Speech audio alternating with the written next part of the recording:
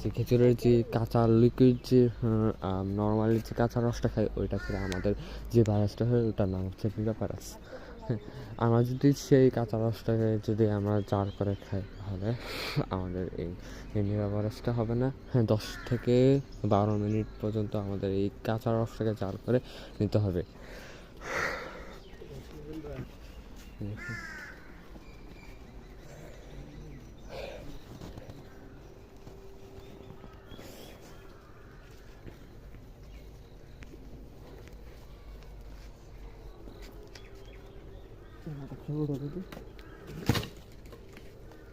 থেকে